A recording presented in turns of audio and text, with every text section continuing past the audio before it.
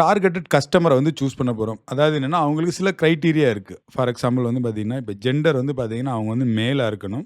Marital status வந்து பார்த்தீங்கன்னா சிங்கிளாக இருக்கணும்.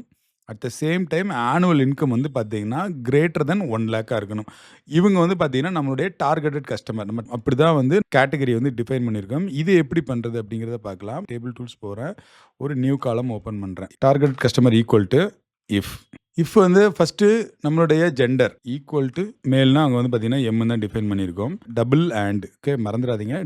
நெக்ஸ்ட் லாஜிக்கல் டெஸ்ட் என்ன பண்ண போறேன்னா என்னுடைய ஈக்குவல் டு அதாவது சிங்கிளா இருக்கணும். நெக்ஸ்ட் என்னுடைய ஆனுவல் இன்கம் வந்து பார்த்தீங்கன்னா கிரேட்டர் தென் 1,00,000. இவங்க வந்து எல்லாருமே வந்து நம்மளுடைய கிரைட்டீரியாக்கு எல்லாமே மீட் பண்ணாங்க அப்படின்னம்னா இவங்க வந்து பார்த்தீங்கன்னா எஸ் இவங்க தான் நம்மளுடைய டார்கெட்டட் கஸ்டமர். அப்படி இல்லை அப்படின்னம்னா அவங்க வந்து பார்த்தீங்கன்னா இவங்க டார்கெட்டட் கஸ்டமர் கிடையாது, நோன்னு சொல்லி கொடுக்குறேன். Close the bracket, click enter. இவங்க வந்து பார்த்தீங்கன்னா நோ எஸ்ன்னு வந்திருக்கும்.